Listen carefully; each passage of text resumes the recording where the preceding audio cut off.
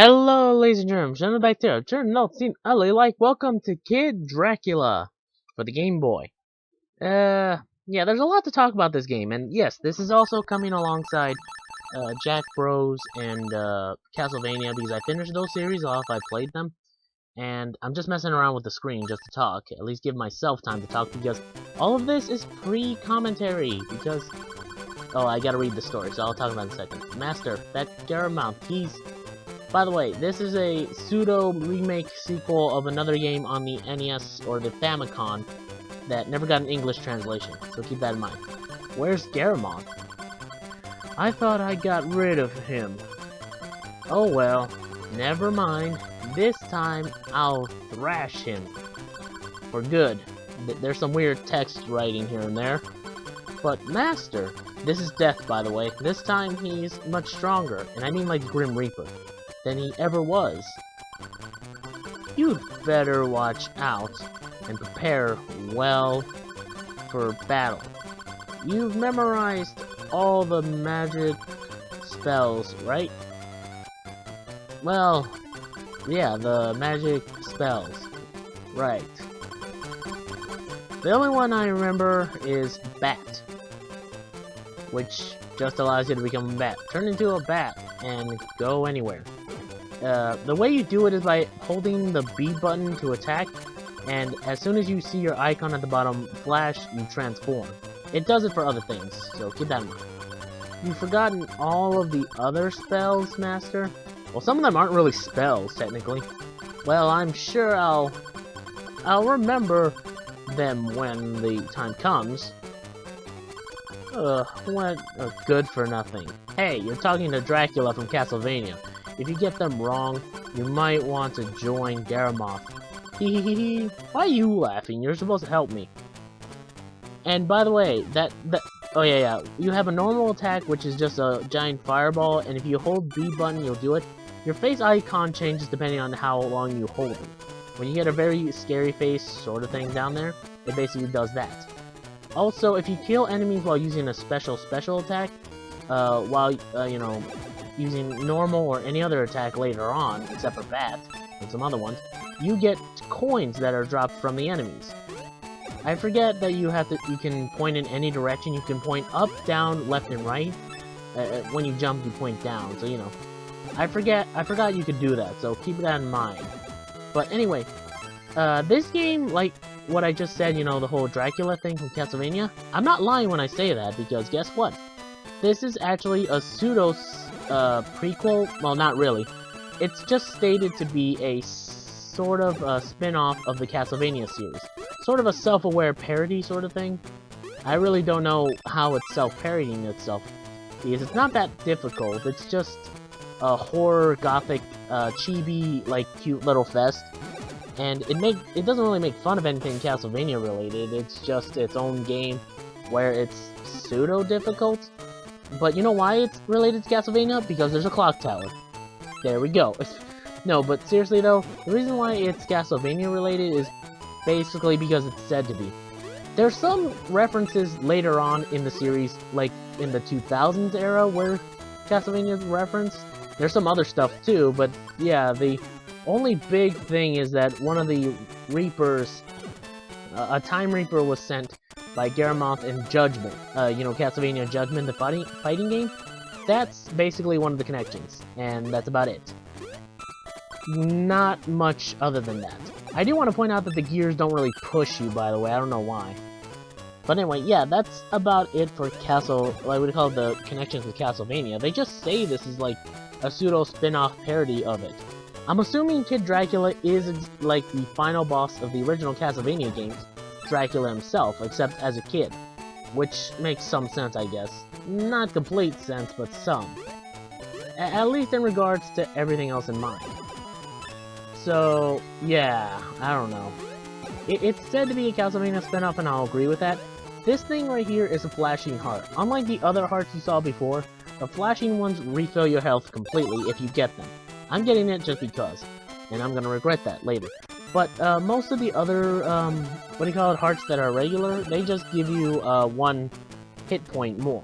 And health is kind of scarce in this game, so be careful when you get it, and not to get hit a lot, because, well, you're not gonna have a good time either way. Because, well, it's sort of Castlevania in terms of just being slightly difficult, or at least a little bit, something, it follows the Castlevania formula to where you have to move along slowly, or at least plan out your stuff. Castlevania has always been known for, look before you leap type of thing. Always be aware of your surroundings and stuff. That's basically what Castlevania is for, and it sort of is brought up here. Like, it sort of follows up that type of formula here. By the way, in order to switch power-ups, you press the select button. Yeah, I know, that's kind of surprising, isn't it? At least to me it is. These things are slippery, so I know what you're all thinking. Why don't I use my bat power-up to do it more? Well, I'm trying to show off my skills, but at the very end I kind of chicken out. But anyway, yeah, this was a game I decided to play because, well, I had heard about this game from like a top 10 list talking about a good Game Boy game. This one came up and I was like, wait, and I was thinking like, okay, maybe I could play this at some point in the future. But when I heard that this was like a spin-off of Castlevania, I was like, no way, how is this a spin-off? It turns out it's just because.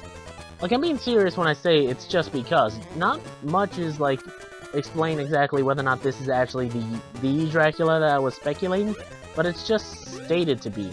And later on, well, a little bit later on in the series, they do mention this game, but that's about it. They don't really give any actual, like, oh hey, this is concrete, like a spin-off thing. And to be fair, yeah, the spin-off's supposed to be non-canon, so you know. We're fighting a ghost that spits fire, but I killed off the little baby that was pretty quick. This one, I'm assuming, is the mother, at least. At least that's what I'm assuming. I could be wrong, I don't know. By the way, turn into a bat as soon as this old geezer comes out, because, yeah, he's invincible. You can't beat him, so keep that in mind. But he can't hurt you, he's just there for comedic effect. Which is what this game sort of is. It's a comedic sort of spin-off game, it's a self-parody, sort of. But that's what it's said to be, which I don't get, because it doesn't look like it's making fun of anyone, it doesn't look like it's making fun of anything specific of Castlevania. Okay, hold on. Master, huh? That was you who betrayed me and went over to Garamoth's side, wasn't it? Bat? Sorry if I'm speaking slow, I'm just trying to read along. That was... Oh, I'm sorry, Master. Can you ever forgive me? Don't go puppy eyes on me. One cannot easily forgive a traitor, Bat. And you don't even give it a name. To be fair, he's kind of generic.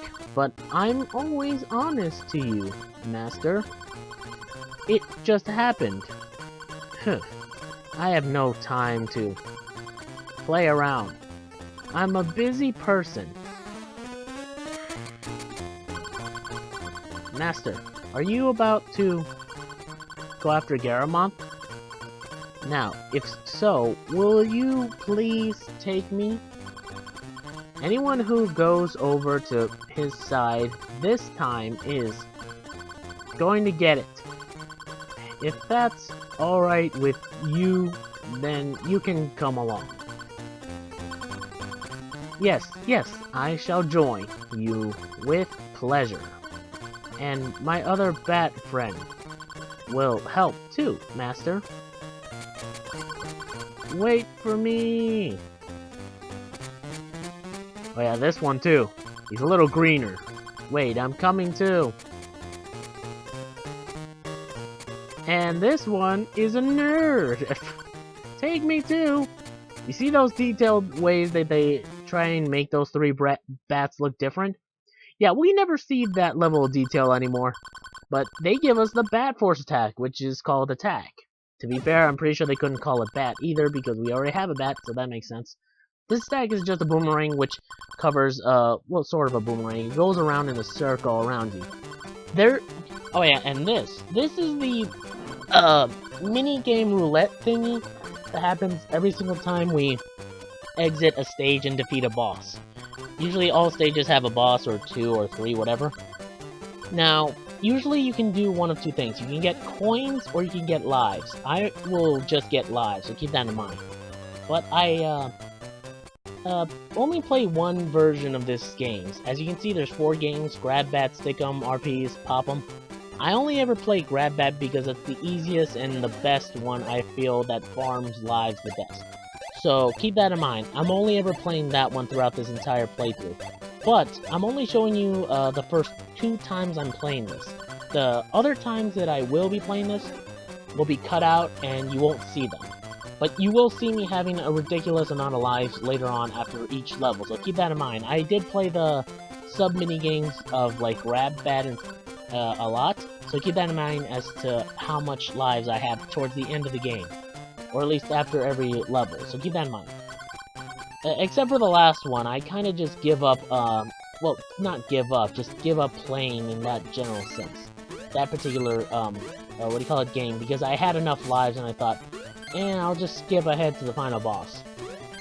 But anyway, Grab Bat is simple. All you have to do is jump up and grab bats with your net, you know, B, A, or A, B, you know, jump, A, B. But usually a bat, when it's sort of down under, you can, what do you call it, jump over it with your net and grab it, or you can catch a bat mid-air. But you have to capture a certain number of bats to get lives. 5 for 1 lives, and each time you get a subsequent number of 5, you get more lives. For example, if you get 10, you get 3, and if you get 15, you get 7 lives total. That's pretty good. Now, each minigame itself, like, you know, the games you play itself, you have to play, you have to pay 10 coins in order to play each time you play it. You can get more coins by paying 2 coins in order to get more, but I decided to just play whatever I could at the time. And also, the crystal balls themselves get split up by this witch lady, which I don't know her name, I just call her Game Witch. And Game Witch. That just, what do you call it, randomizes the crystal balls themselves, so, you know, it's really up to you to figure out which ones, which. Otherwise, you could just play random roulette in what game you want. But if you just focus on one of the orbs that you really want to play a specific game, like Grab Bat for me, it's pretty easy to figure out which one's which. So that's about it. Whew. Now, real quick, I did want to talk about, like, the parody aspects here, which don't make too much sense. Because you could make this a parody about any gothic horror sort of thing, but make it cute. But this game doesn't really reference Castlevania in any remarks, including its story. It's just about some dude, well, it's like a kid version of a Dracula, any version of Dracula you can make up, honestly. You can even say this is its own standalone thing. And yes, I know it's a parody slash self, whatever you want to call it, spin-off game, so, you know, it shouldn't really be completely, you know, true to the source material, but at the same time, it's not too close to it, honestly. Seriously, no one ever told me Castlevania had a spin-off called Kid Dracula, I would have thought this game was just a standalone game that I would have played for the Halloween aspect only alone. But no, it's related to Castlevania somehow, so there's that.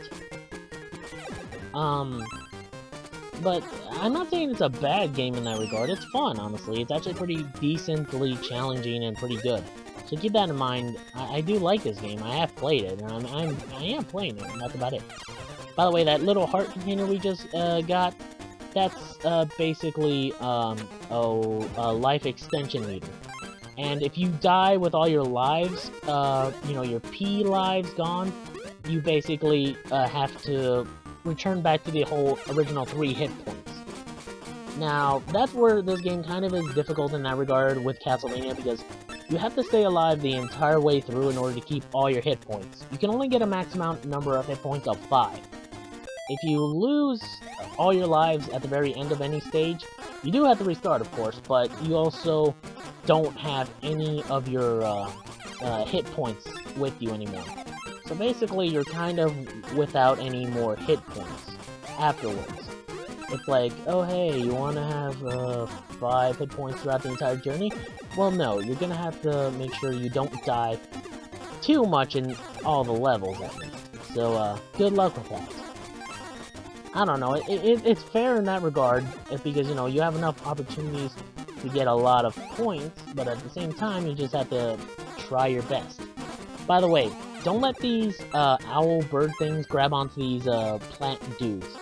because if they do, well, they try and rip it off and cause you to fall, but thankfully you have 2 chances for this, so be careful.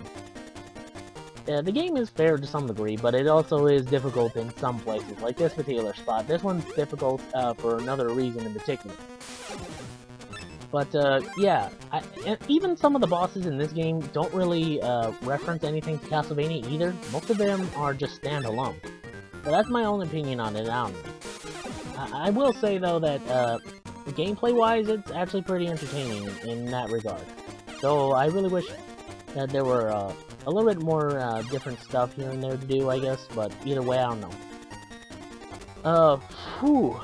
I will say this much about Kid Dracula as a whole. It's sort of a trial and error sort of aspect gameplay, because you see that, yeah, I will admit, I did play this game beforehand, you know, before. This is pseudo-blind because, well, I did play this game, like, just once to test it out, and I just wanted to beat it, so, you know, I just played through the entire way through. So, keep that in mind. This is not, like, my first time playing it. This is, like, my, second time playing through the whole game again. But am I saying it's, a bad game in that regard? No, not really. All I do know is that it's pretty fun in, a few regards. And, yes, by the way, we are facing Jason Voorhees. I don't know why we're facing Jason Voorhees, but, you know, Castlevania? Anyone? Seriously, I don't get it. Because he first had a hatchet, he's wearing a hockey mask, a trench coat. I never remember Jason Voorhees having a gun, so, you know, there's that too. And he just leaves. Well, I'm doing that as just like a taunt, just crouching down and jumping. And usually after certain levels, you get special power-ups. You get the homing attack after you beat Jason. Some of these attacks are pretty useful, some of them aren't, and some of them are pretty decent. I don't know what exactly to talk about, honestly. I think there's only like 7 to 8 stages in total throughout this entire game. I'm only showing the snippets of when I play the games and finish them. This one's a Cloud City, where you have to deal with vultures and witches on broomsticks. Again, this is Halloween-based, but I don't see how it's related to Castlevania. The only things that do relate to it are Dracula, which could be any Dracula, and Death himself, which any horror-themed thing has Death. Although, weirdly enough, I kind of questioned that even when I was playing or at least learned of the lore of Castlevania, is that Death himself serves under Dracula, which, I don't know, I find kind of weird. Like, I know, like, that's something that's just accepted now, but really? Death himself serves under Dracula, the king of the vampires? Okay. It's just kind of weird to me. But that's what this game is about. You're just supposed to take it slow as best you can, and, oh yeah, this level. This one's just a roller coaster level to the sky for some reason. I don't know, it kind of makes some sense. But there are some tricks and traps that you have to be worried about throughout the entire level. You see these rocketing turtles? Don't bother trying to kill them. You can't. You have to jump over them. They're purely made to be jumped over. They're basically obstacles where you have to jump over, but don't worry, the thing doesn't speed off without you. Even though it really should, honestly. Because that's how physics work. And like, it goes by the logic that, hey, if you're on the singular platform, you should be doing fine. And now you have to deal with this weird thunder god throwing stuff at you. Honestly, I have no idea what he is, honestly. Whew. But most of the game consists of just platforming challenges or just issues at hand, where you have to deal with Garamond. By the way, Garamond himself, and by the way, let me go back to what I said at the beginning. This one's a pseudo-remake sequel of another game called, what do you call it? The Special, Doom Castle Kid Dracula, or something that was called, something along that line, on this Famicom, on the, NES in Japan, as it's called, or the Famicom, the family computer. It's what do you call it, the original NES, but not ported to America, so they called it just the Famicom over there. Anyway, the Famicom had this sort of just similar gameplay like this, And most of the levels, I believe, are the same, at least from what I've seen, like, images of. So most of the game just revolves around the similar process of just shooting and platforming like this. But, which I think this game might reuse assets too, I guess. But the game, in that particular sense, had a enemy from space called Garamond, which is a weird beast creature you'll see at the very end. But he's just an enemy of Dracula's for some reason, not really mentioned in Castlevania lore, except for Castlevania Judgment, which I'm pretty sure a lot of people, or Castlevania fans in general, don't really want to talk about. So I won't mention him too much whenever I play other Castlevania games. But that's about it for like how much this ties into Castlevania. Besides one other thing. It's kind of unfair deaths. Which is why I'm getting a lot of lives, by the way, because I don't want to lose all my hit points. They're precious to me. I like them. Oh yeah, and I'm showing off the fact that I can't use my bat form here. The game at different random, or, intervals, depending on what situation you're in, will prevent you from using any of your special power-ups, certain ones. Like this one prevents me from using the bat one, as you saw. I couldn't use it for some reason. I'm guessing they thought it'd make it more challenging, that I had to jump over certain obstacles, I guess. I don't know. I don't get why it needed to remove that for this particular challenge, because I could always use it. But I don't know, it's just kind of dumb. But, yeah, the Famicom just had the same storyline where you're dealing with Garamond, except I guess you're just dealing with the first time. This one is a little bit more different in that regard. But it's kind of weird looking at the story and realizing, yeah, the game itself doesn't really, talk about the story of Garamond before or afterhand. It's like, it expects you to know this despite it being like a remake sequel of the game. It'd be like, oh hey, you think they would have told you about this? And I know maybe at the start menu, maybe there was something, but I doubt it. If I had to look it up online and it didn't tell me that, hey, at the start of the menu, it tells you the story, I kind of expect it to not really, like, at least be 100% a complete show of this particular game idea in mind. Overall, though, this is a decent game. This is pretty good, honestly. I do like it, so keep that in mind. I may complain about it, and may not get why this is related to Castlevania, but it's still a good game. Although, be careful when you kill this chicken. The egg itself is an enemy afterwards, so don't let it hit you. And don't get too near it, because this happens. It just breaks off into two separate ones. But anyway, I'll see y'all next time for the next video of Kid Dracula. See y'all next time for the next video, my bots. Sayonara, and right now I got the walk upside down one, which is going to be useful for the next area.